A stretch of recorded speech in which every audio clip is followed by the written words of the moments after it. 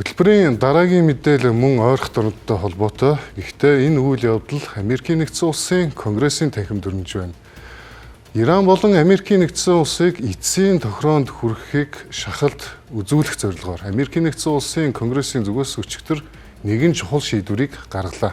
2026 оны 6 дугаар сарын 3-ны өдөр Америкийн нэгдсэн улсын Конгрессийн төлөөлөгчдийн танхим 215 эсрэг 208 сандлын харьцаагаар ерөнхийлөгч Дональд Трампын Ираны эсрэг дайнд эрх мэдлийг нь хязгаарлах тогтоолыг баталлаа.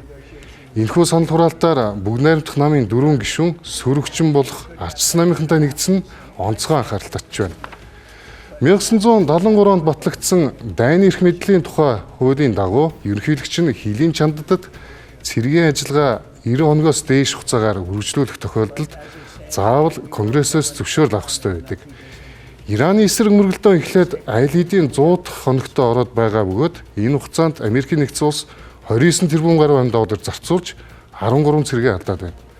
Төлөөлөгчдийн танхимын дарга Майк Джонсон өмнө нь энэхүү санал хураалтыг хойшлуулж байсан хэдий ч гишүүдийн шахалтыг цаашид тогтоон барих боломжгүй болжээ. Уг тогтоол одоо Сенатын танхим руу шилжих өгөөд хэдийгээр ерөнхийлөгч Трамп хориг тавих өндөр магадaltaй ч улс төрийн хувьд түүний хувьд маш хүчтэй сануулгуулж байна. Вашингтоны хууль тогтоогчдын хувьд энэхүү шийдвэр нь зөвхөн Трампыг эсэргүүцсэн хэрэг биш. Харин Америкийн нэгдсэн улс ойрхон орнын төгсгөлгүй зардал өртөлтөй дайнд дахин гүн шигдэхээс сэргийлсэн алхам гэж үзэж болно. Америкийн нэгдсэн улсын эдийн засагт үзүүлэх дарамт дотоодын улс төрийн хуваагдал нь Конгрессийг ийм хатуу шийдвэр гаргахад хүргээд байна.